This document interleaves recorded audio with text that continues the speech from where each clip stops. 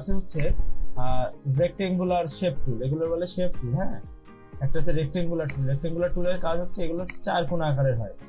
দেখেন আমি আপনি সবাই একটু খেয়াল করেন, আমি যখন একটা শেপ টানলাম দেখতে মনে হচ্ছে সাদা কালারের, তাই না? আসলে কি হচ্ছে, শেপটার কোনো কালার নিয়ে নি আমি। আমাকে কোনো শেপ ক্রিয়েট করতে হলে আগে দেখে নিতে হবে আমার এখানে কি কালার আছে।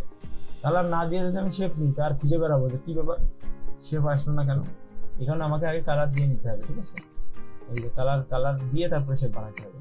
দেখেন এটা হচ্ছে 4 কোণা বা লম্বা বা যে কোনো চওড়া টাইপের শেপ বানানোর জন্য এইটা হচ্ছে প্রয়োজন।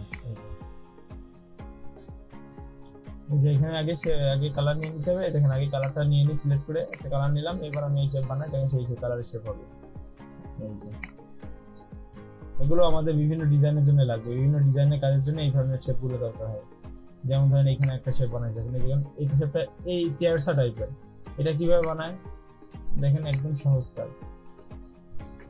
এটা তো আমরা সহজে এরকম নিতে পারতেছি, তাহলে আমরা টেরসা করবো কিভাবে? মানে এইদিকে সরে যাবে, একদম সহজ বুদ্ধি। দেখেন আচ্ছা, আমি একটা কালার একটা অরেঞ্জ কালারই সিলেক্ট করে নিই, এই কালার মনে করেন এইখানে আমি একটা শেপ বানালাম।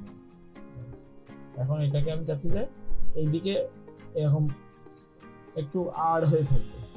এটার জন্য দেখেন কি করতে হয়, 2 রকম ভাবে করা যায়। সহজ সিস্টেম হচ্ছে এই যে এখান থেকে ডাইরেক্ট সিলেকশন টুল নিয়ে জাস্ট এই 2টা পয়েন্ট সিলেক্ট করবো, করে এটা টান দিলে দেখেন পিছিয়ে গেছে।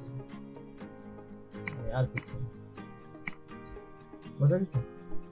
এটা হচ্ছে সবচেয়ে সহজ। এই যে ডাইরেক্ট সিলেকশন টুল আছে না, এই ডাইরেক্ট সিলেকশন টুল, এই টুল দিয়ে জাস্ট এই 2টা কর্নার সিলেক্ট করবো, করে এইভাবে টান দিলে হয়ে যাবে।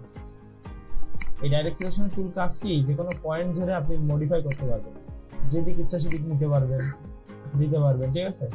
তো এই যে মডিফাই করার যে সিস্টেমগুলা, এই এদিক ওদিক করার যে কাজটা, এই কাজটা তো আমি ধরেন যখন চিন্তা করতেছি যে এরকম করে একটা শেপ নিলাম, নিয়ে ভাবতেছি এই 2 কর্নারই বেঁকা এদিক চলে যাবে, তাহলে এই একবারে 2 কর্নার সিলেক্ট করবো, করে এটা